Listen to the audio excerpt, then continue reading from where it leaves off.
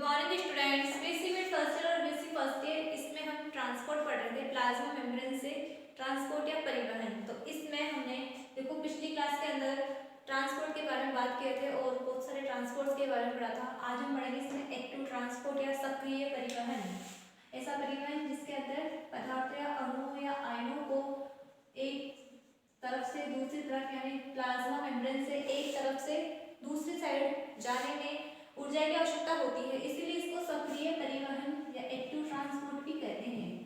इस ट्रांसपोर्ट में अणु या पदार्थ कम सांद्रता से अधिक सांद्रता वाले क्षेत्र की तरफ गमन करते हैं। तो कम सांद्रता से अधिक सांद्रता की ओर अणुओं को गमन करने के लिए उनको ऊर्जा की आवश्यकता होती है, इसीलिए ऐसा परिवहन सक्रिय परिवहन कहलाता है।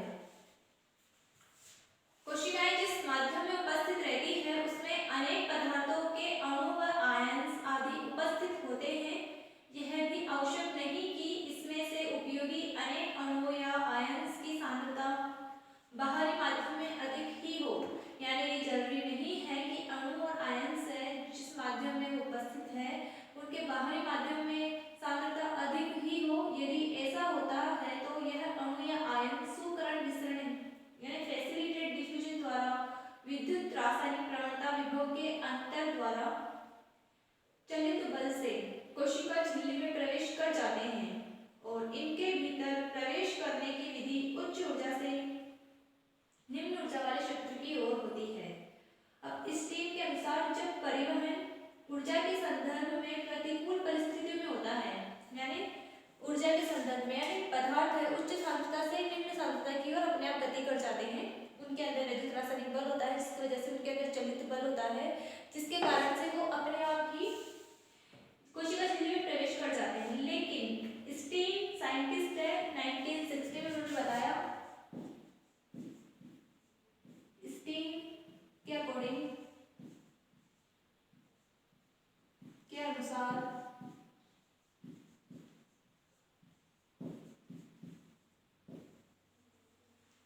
स्टीन के अकॉर्डिंग जब परिवहन ऊर्जा के संदर्भ में प्रतिकूल परिस्थितियों में होता है, लेकिन जो परिवहन होता है वो प्रतिकूल परिस्थितियों में अर्थात ऊर्जा यानी जो आयन्स या अणु होते हैं वो निम्न सांद्रता से उच्च सांद्रता की क्षेत्र की ओर गमन करते हैं। तो इस कार्य के लिए कोशिका के उपापचय तंत्र यानी मेटाबॉलिक जो सिस्टम है उससे ऊर्जा व्यय होती है। यह क्रिया सक्रिय अभिगमन या एक्टिव ट्रांसपोर्ट कहलाती है। तो देखो स्टीन के अकॉर्डिंग एक साइंटिस्ट है, इन्होंने कहा है कि जब पदार्थ के अणु कम सांद्रता से कोई पदार्थ है आयन है या अणु है, अगर वह कम सांद्रता से अधिक सांद्रता की ओर गमन कर रहे हैं, तो कम सांद्रता से अगर कोई पदार्थ अधिक सांद्रता की ओर गमन करता है तो इस क्रिया के अंदर उनको किसकी आवश्यकता होती है? ऊर्जा की आवश्यकता होती है। तो ये ऊर्जा है वो कहाँ से मिलती है? सेल्स के अंदर, कोशिकाओं के अंदर मेटाबॉलिक एक्टिविटीज होती है, उपापचय क्रियाएं होती है जिसकी वजह से एनर्जी या ऊर्जा रिलीज होती है। तो वो ऊर्जा इस सांद्रता अभिगमन में काम में ली जाती है, यानी जो पदार्थ और अणु है उनके परिवहन या ट्रांसपोर्ट में ये एनर्जी काम आती है। इसीलिए जो पदार्थ है वो सक्रिय अभिगमन करते हैं तो उनके अंदर ऊर्जा की आवश्यकता होती है, इसलिए इसको सक्रिय परिवहन या एक्टिव ट्रांसपोर्ट भी कहा जाता है।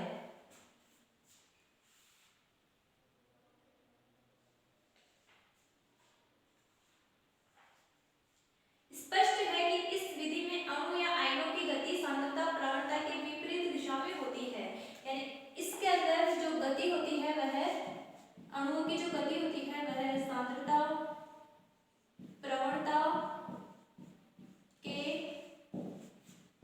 विपरीत दिशा में होती है, यानी सांद्रता प्रवणता होती है उसके विपरीत दिशा के अंदर ये गति होती है।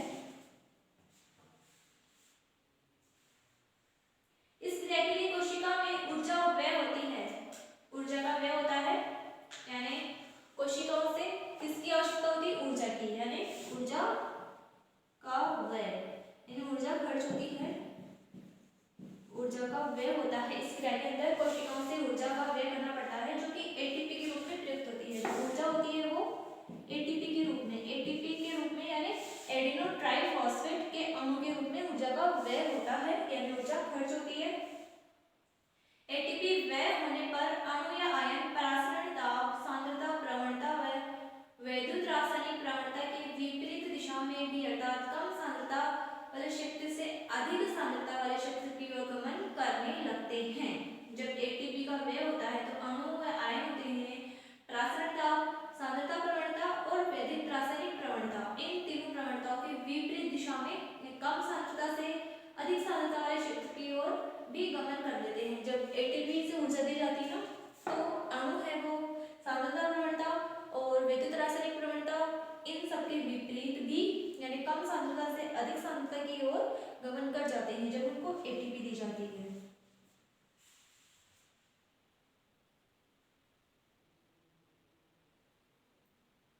जैसे जल का दाब कम होने पर ऊंचाई वाले क्षेत्र में जल नहीं चढ़ता तो मोटर द्वारा ऊर्जा व्यय करने पर जल को पानी पर दाब कम होने पर भी ऊंचाई वाले क्षेत्र में पंप करके चढ़ाया जाता है।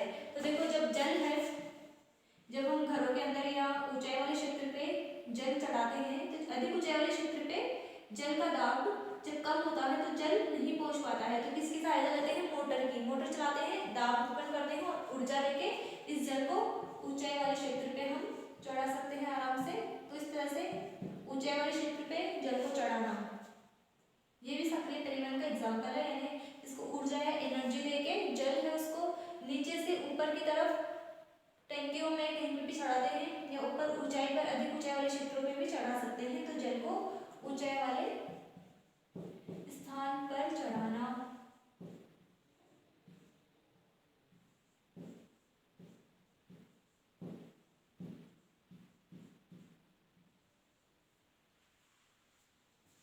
ये भी सक्रिय परिवहन का एग्जाम्पल है। अब इसके बाद हम पढ़ेंगे सक्रिय एवं निष्क्रिय परिवहन में अंतर, difference between active and passive transport.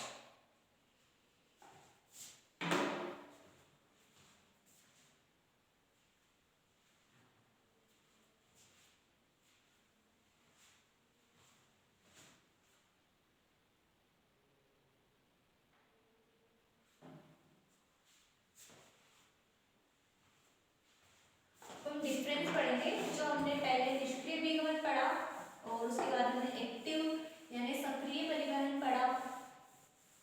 इन दोनों के अंदर क्या क्या डिफरेंस है, क्या क्या अंतर है उसको हम पढ़ेंगे। अंतर पढ़ेंगे अब हम।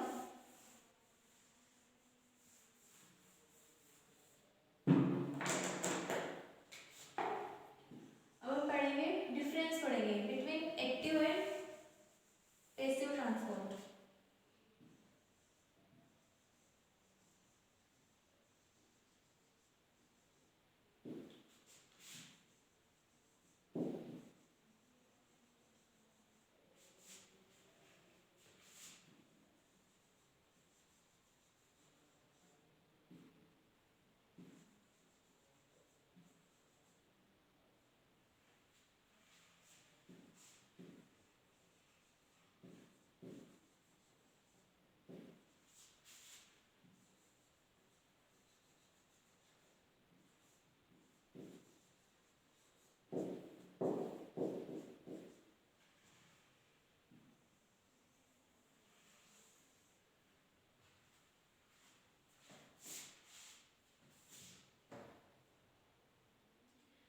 तो फर्स्ट है सक्रिय परिवहन। सक्रिय परिवहन में देखो ऊर्जा व्यय होती है जबकि निष्क्रिय परिवहन में ऊर्जा की आवश्यकता नहीं होती।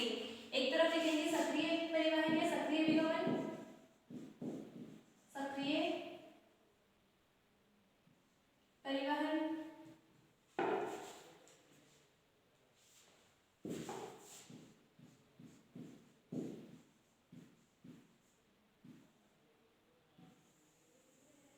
एक तरफ लिखेंगे निष्क्रिय परिवहन।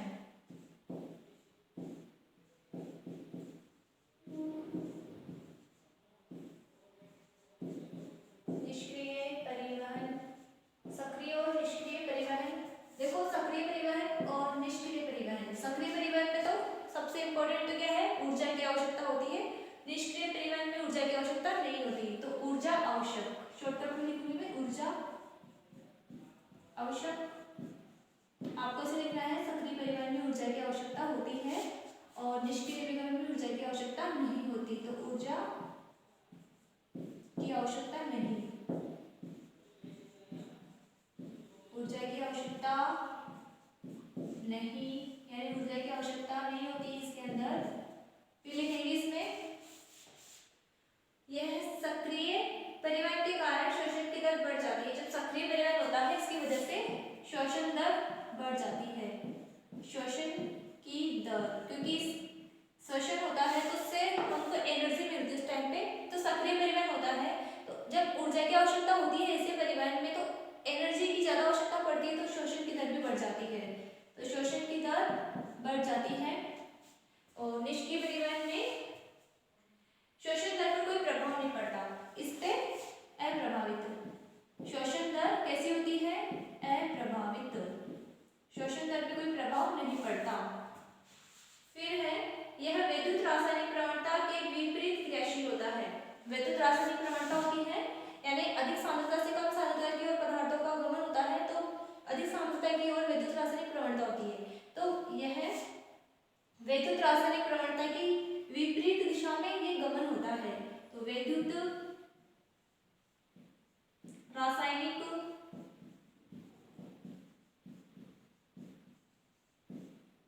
पदार्थों के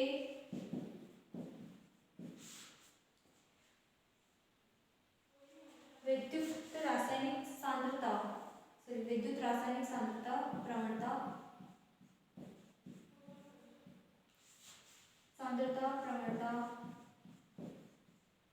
के विपरीत दिशा में होता है, के विपरीत होता है।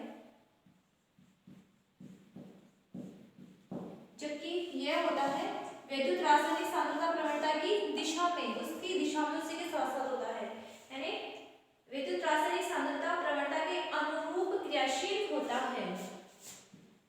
विद्युत रासायनिक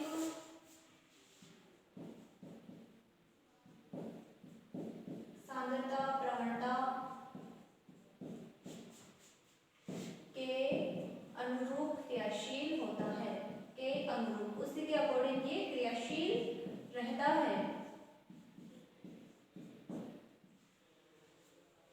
अगला पॉइंट इसमें, इस विधि के कारण ही कोशिकाएं महत्वपूर्ण जैव रासायनिक पदार्थों का संग्रह करती है। इसी विधि के कारण, सक्रिय परिवहन के कारण ही कोशिकाओं के अंदर जैव रासायनिक पदार्थों का संग्रह होता है, यदि इसके कारण जैव रासायनिक पदार्थों का संग्रहण होता है। जब ये विधि होती है उस टाइम पे जैव रासायनिक पदार्थ होते हैं वो संग्रहित किए जाते हैं।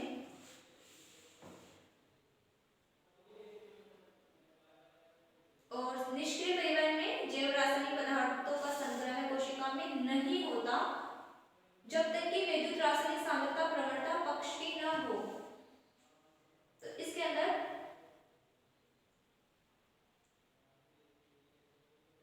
जो जैव रासायनिक पदार्थ होते हैं निष्क्रिय परिवहन में, इसमें पदार्थों का जैव रासायनिक जो पदार्थ है इनका संग्रह इसमें नहीं होता जब तक कि जो विद्युत रासायनिक प्रवणता है ये इसके पक्ष में ना हो, इसके पक्ष में ना हो।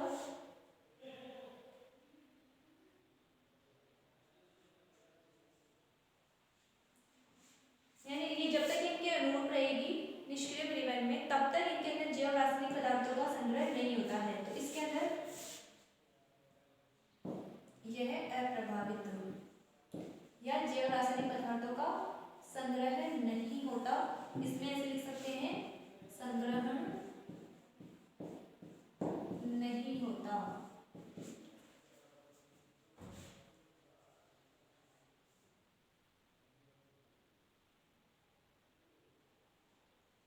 सक्रिय परिवहन है यह सजीव या जैव रासायनिक क्रिया है।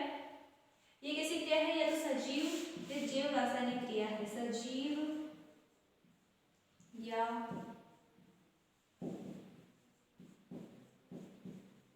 जैव रासायनिक क्रिया है। और ये जो निष्क्रिय परिवहन है यह है एक प्रकार से भौतिक क्रिया, भौतिक रूप से होने वाली क्रिया है, भौतिक क्रिया क्रिया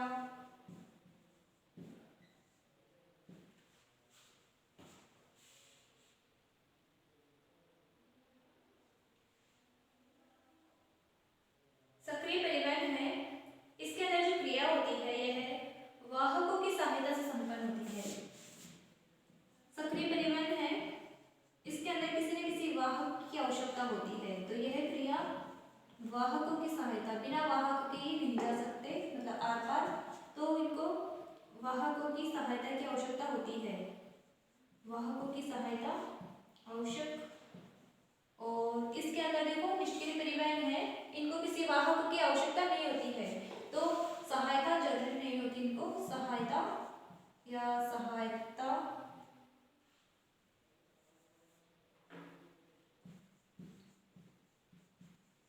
इनको सहायता की जरूरत या आवश्यकता नहीं।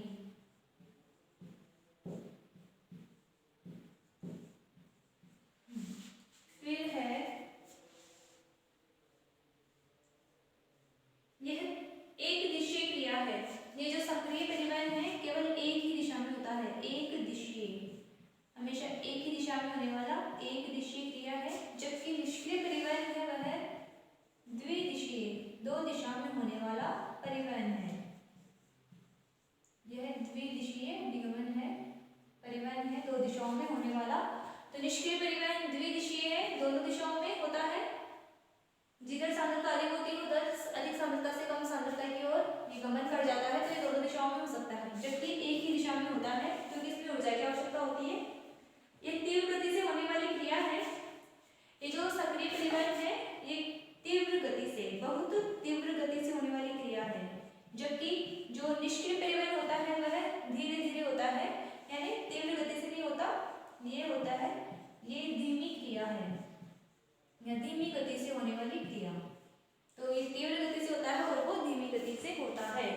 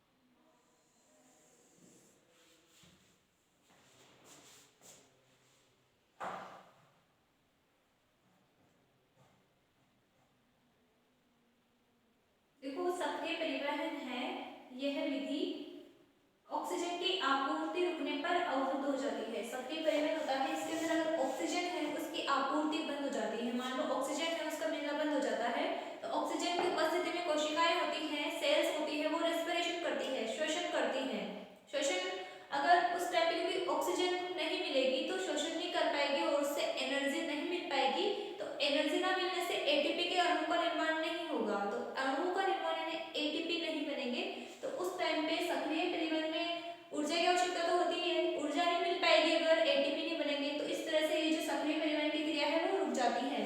तो ऑक्सीजन की कमी में या ऑक्सीजन की कमी होने पर या ऑक्सीजन की मात्रा अवरुद्ध होने पर, कमी होने पर सक्रिय परिवहन की क्रिया रुक जाती है, होने पर यह क्रिया अवरुद्ध हो जाती है या रुक जाती है,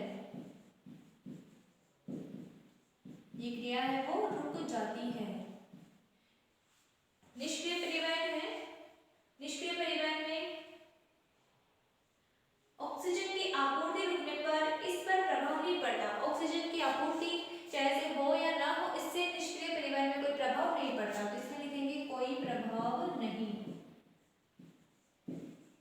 ऑक्सीजन मिले या ना मिले इससे निष्क्रिय परिवहन पर कोई प्रभाव नहीं पड़ता।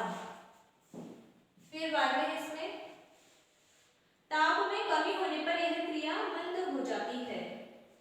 अगर तापक्रम कम करेंगे, ताप में कमी, अगर ताप में कमी होती है तो ये जो सक्रिय परिवहन की जो क्रिया वो भी थोड़ा रुक जाती है, कम हो जाती है, यानी मंद हो जाती है। तो जो सक्रिय परिवहन की क्रिया है वो मंद हो जाती है, क्रिया मंद हो जाती है।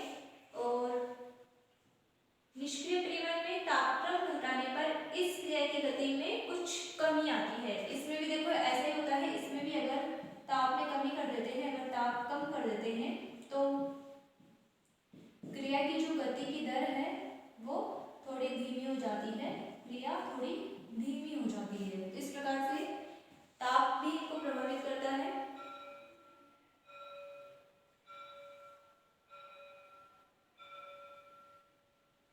यह धात्विक विष, जैसे साइनाइड से यह क्रिया अवरुद्ध हो जाती है। देखो विष होता है एक धात्विक विष, धात्विक विष जैसे कि साइनाइड, साइनाइड इससे भी यह क्रिया प्रभावित होती है। साइनाइड एक प्रकार का विष है, तो इस साइनाइड से क्रिया अवरुद्ध हो जाती है, से क्रिया है सक्रिय परिवहन की वो अवरुद्ध हो जाती है। तो साइनाइड से क्रिया अवरुद्ध हो जाती है और धात्विक विषों का इस क्रिया पर प्रभाव नहीं पड़ता। निष्क्रिय परिवहन में कोई प्रभाव नहीं पड़ता, यानी कितने भी धात्विक विष हो निष्क्रिय परिवहन पे कोई प्रभाव नहीं पड़ता, कोई प्रभाव नहीं पड़ता धात्विक विष का। तो इस प्रकार से ये थे सक्रिय परिवहन और निष्क्रिय परिवहन के अंदर डिफरेंस, मुख्य रूप से जो डिफरेंस थे, difference between active and passive transport.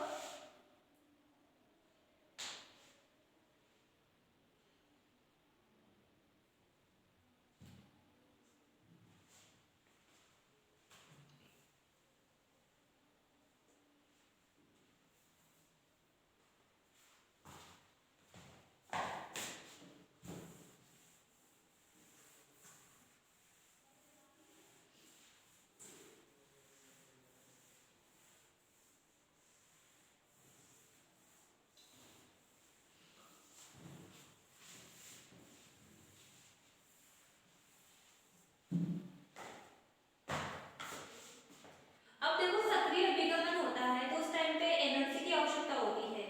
तो सक्रिय अभिगमन की क्रिया हेतु आवश्यक ऊर्जा माइटोकॉन्ड्रिया में होने वाली ऑक्सीकारी फास्फोरिलीकरण द्वारा एटीपी के रूप में प्राप्त होती है। देखो माइटोकॉन्ड्रिया के अंदर ऑक्सीडेटिव फास्फोरिलेशन होता है, यानी ऑक्सीकारी फास्फोरीकरण होता है, उससे एटीपी के अणु मिलते हैं।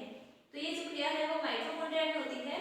तो सक्रिय अभिगमन के अंदर जो ऊर्जा की आवश्यकता होती है वह जो ऊर्जा होती है वह कहाँ बनती है,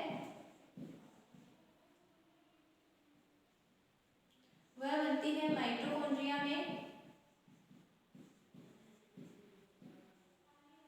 और माइटोकॉन्ड्रिया में ये जो ऊर्जा बनती है, यानी जो एटीपी के अणु बनते हैं वो किससे बनते हैं, वो बनते हैं ऑक्सीडेटिव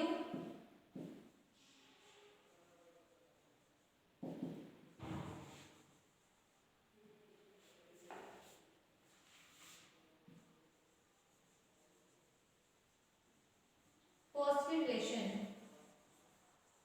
ऑक्सीडेटिव फास्फोरिलेशन से यह क्रिया बनती है। सॉरी ये जो एटीपी के अणु हैं वो बनते हैं। माइटोकॉन्ड्रिया की क्रिया होती है जिससे एटीपी के अणु बनते हैं, ऑक्सीडेटिव फास्फोरिलेशन यानी ऑक्सीकारी फास्फोरिलीकरण की क्रिया होती है। एटीपी का जल अपघटन होता है, इसके लिए आवश्यक एंजाइम्स जिन्हें जल अपघटनीय एंजाइम्स या हाइड्रोलाइजिंग एंजाइम्स कहते हैं, कोशिका कला पर उपस्थित प्रोटीन्स के पास ही उपलब्ध होता है। तो देखो एटीपी है, इसका क्या होता है, जल अपघटन होता है।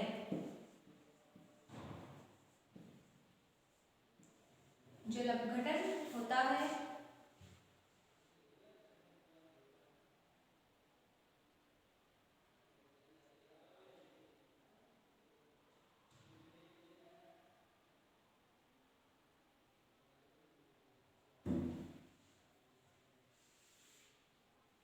कुछ एंजाइम्स इसके लिए आवश्यक होते हैं, वो जल अपघटनीय एंजाइम्स कहलाते कोशिका कला पर उपस्थित प्रोटीन्स के पास ही उपलब्ध होता है।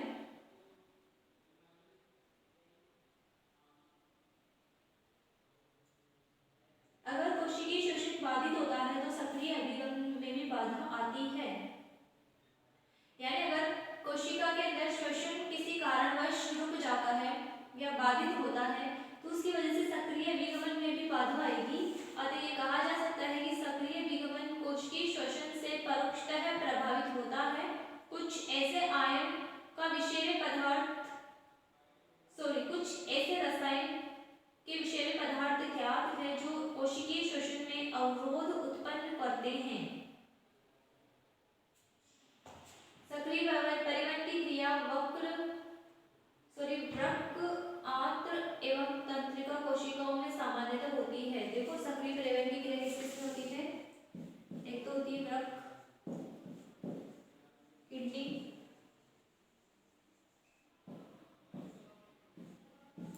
सक्रिय अभिगमन की क्रिया वृक्क में होती है। इसके अलावा आंत्र सेल्स में,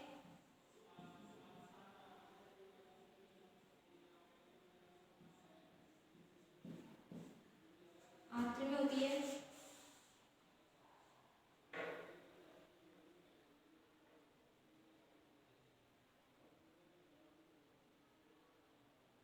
इसके अलावा तंत्रिका कोशिकाओं में होती है। तंत्रिका कोशिकाओं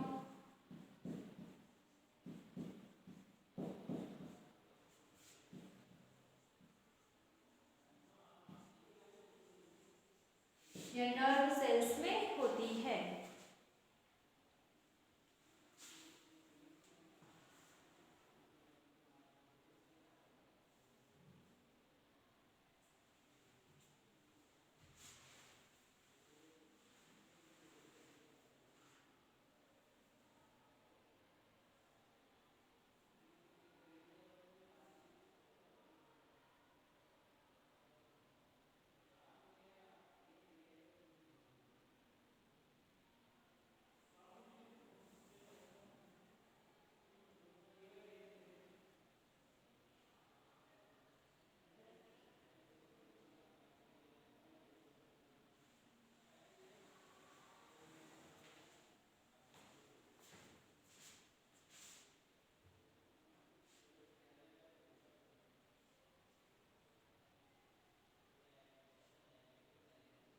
अब पढ़ेंगे मैकेनिज्म ऑफ एक्टिव ट्रांसपोर्ट, सक्रिय विगमन की क्रियाविधि।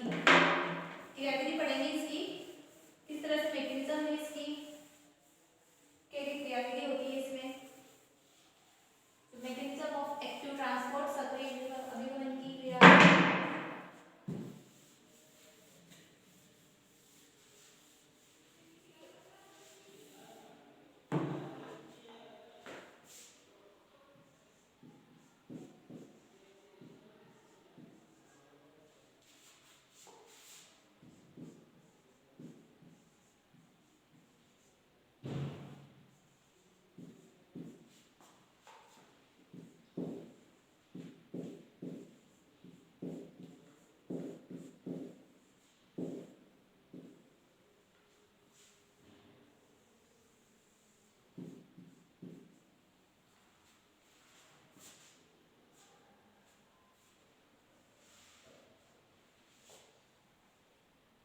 फर्स्ट है वाहक कणों द्वारा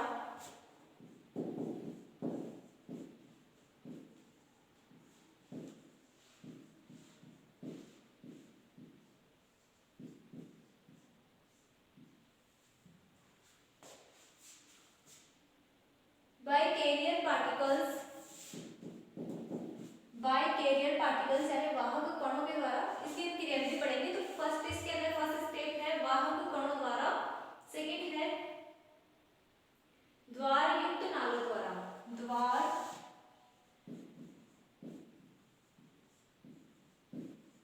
युक्त नालों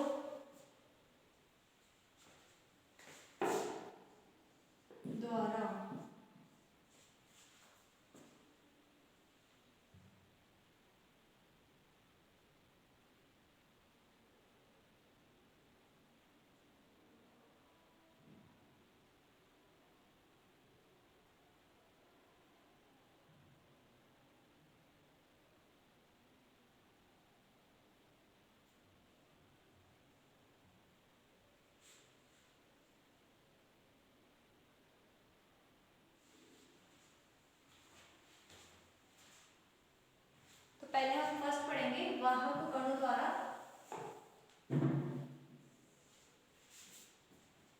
by carrier particles.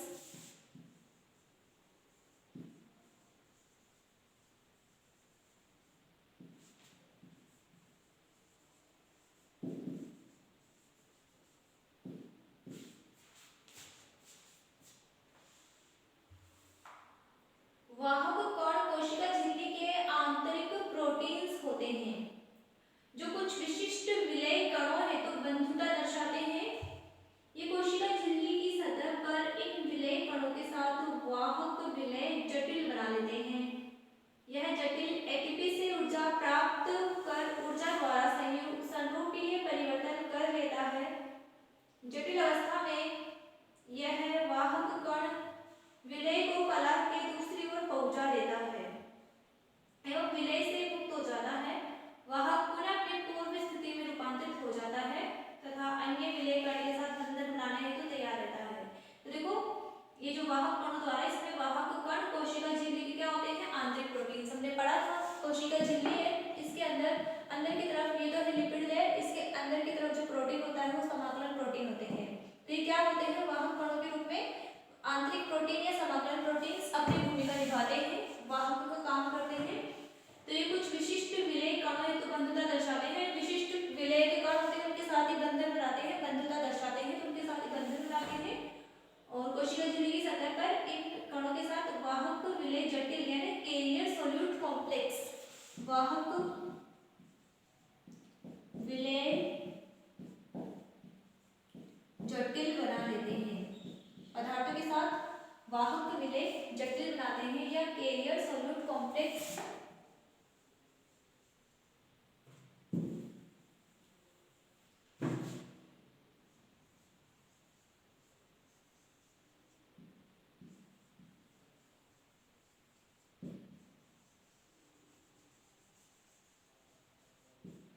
वाहक विलेय जटिल बनाते हैं।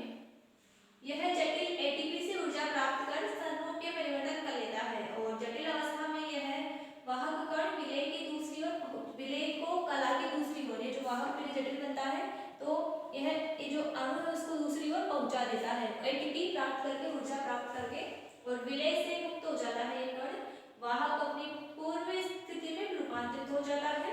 अतः विलेय तो अन्य विलेय कण के साथ ये बंधन बनाने के लिए तैयार हो जाता है। माने विलेय के कण है तो इनके मध्य बंधन बन जाता है, एटीपी से ऊर्जा प्राप्त करते हैं और ये जो अणु है इसको इसके पार, कोशिका के पार पहुंचा देते हैं और इसको इससे जो है मुक्त हो जाते हैं, यानी बंधन हटा लेते हैं अपना और ये मुक्त हो जाते हैं। फिर दूसरे अणु के साथ बंधन बनाने के लिए तैयार हो जाते हैं। इस प्रकार से ये सक्रिय परिवहन में भूमिका निभाते हैं, वाहक के रूप में भूमिका निभाते हैं समाकलन प्रोटीन।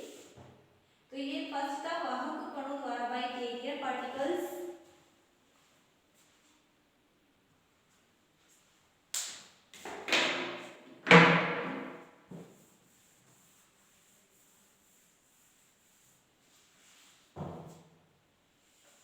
सेकेंड इसमें द्वार युक्त नालों द्वारा बाय गेटेड चैनल्स।